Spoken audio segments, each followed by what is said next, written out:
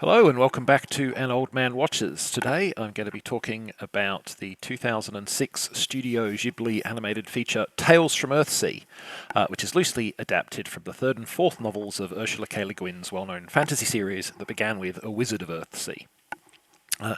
And as a war galley sails through a storm, we see two dragons fighting above the clouds, ending in the death of one of the two.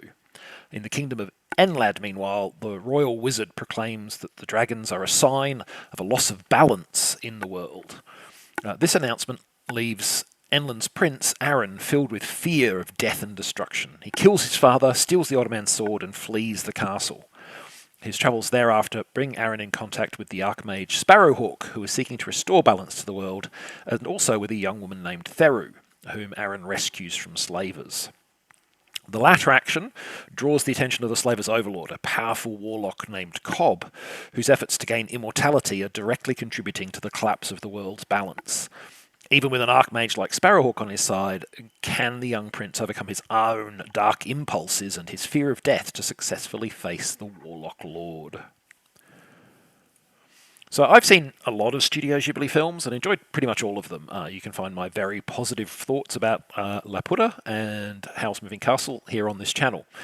In fact, so when it was announced that they were doing an adaptation of Earthsea, a series of books I'd enjoyed as a youngster, I was pretty excited to see the film, particularly because the only previous screen adaptation I was aware of had been the Sci-Fi Channel's painfully bad TV miniseries. At least this time I figured the adaptation would not be a transparent attempt to cash in on Harry Potter mania and be free of dialogue clangers such as, "Do you think we have enough wizarding power?" Unfortunately, while this movie is better than the sci-fi offering, that's a very low bar to clear, and I can't really give it a lot more praise than that. This is a deeply flawed film, the first Studio Ghibli offering that I've seen that I would call an outright disappointment. So let's talk about what I think went wrong. So, Japanese animation studios had made several attempts to secure the right to adapt Earthsea novels to the screen. This included Studio Ghibli's renowned Hayao Miyazaki, but Le Guin turned him down. She summed up her decision quite succinctly: "I did not know his work, I knew only Disney-type animation, and I disliked it, so I said no." Some years later, Le Guin saw Miyazaki's film My Neighbor Totoro, which I will one day gush about on a video, and again, to use her own words, "I became a Miyazaki fan once and forever. I consider him a genius." Le Guin reached out to Miyazaki through the Japanese translator of her novels to say that if he was still interested in the project, she would welcome talking to him about it.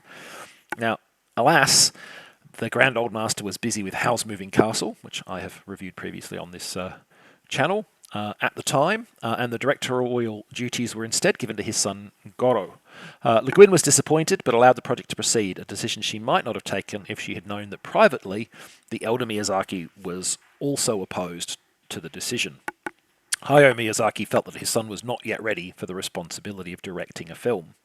The head of the studio, however, liked Goro's willingness to make rapid decisions and went ahead with the appointment.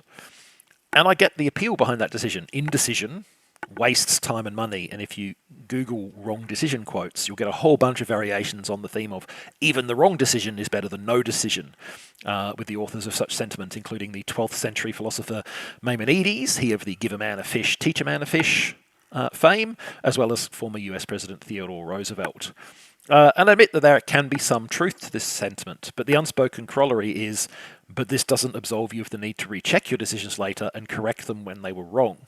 Which is where I think Goro Miyazaki may have fallen down.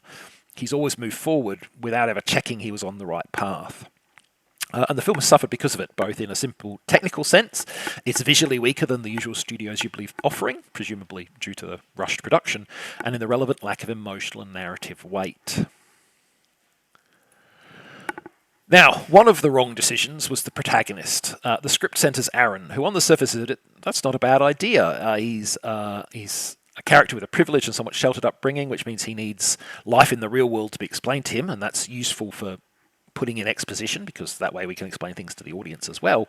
And Aaron's own fear of death means his internal moral and emotional structure is thematically linked to the broader narrative of the film. But there are two major weaknesses with Aaron as our primary point of view character.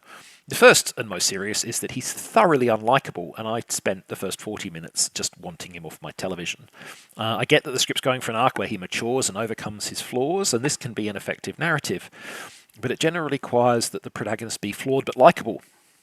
Aaron is certainly the former, but the film shoots very wide on the latter. The second problem is that Aaron does very little to actively push the story forward or resolve the key conflict. Not that Sparrowhawk is any better, to be honest. Ultimately, the story in this film only really progresses because the bad guys keep coming after them. Still, I might have forgiven these frustrations if the film had delivered a satisfying final act. But, well, the last 20 minutes of the film are a bit of a mess, frankly. It starts with a rather rushed revelation as to the identity of a mysterious presence that has been pursuing Aaron, which leads to a secondary character having just the information necessary to finally prompt the young man into confronting the film's villain. The fact that there is an identifiable individual villain was something that Le Guin disliked, by the by. She didn't like the externalization and simplification of the conflict that this represented. This is one place where I disagree with her. I don't think this movie was the place to have a deep meditation on existential dread, which is basically what the book was about. Having a bad guy to personify that dread and be defeated was probably a decision that the film got right. Unfortunately, the confrontation with that bad guy is, in my opinion, badly bungled. It's nearly 20 minutes of largely meaningless activity and speechification before a denouement that can best be summed up as Dragon Ex Machina. Imagine if the end of The Lord of the Rings was that Sauron tried to kill Sam Gamgee, and Sam's response was, "Actually, I'm secretly one of the gods, and I'm just going to snuff you out, you pesky little wannabe." That's basically what we get here. Studio Ghibli has made many very good films, but this, alas, is not one of them. Next time, the 21st century reboot of Doctor Who, or at least the first 2 seasons of it. Those are the only ones I liked enough to purchase on DVD, so they're the only ones I'm going to talk about. But that's next time. Until then, thanks for watching this video, and I hope you enjoyed it.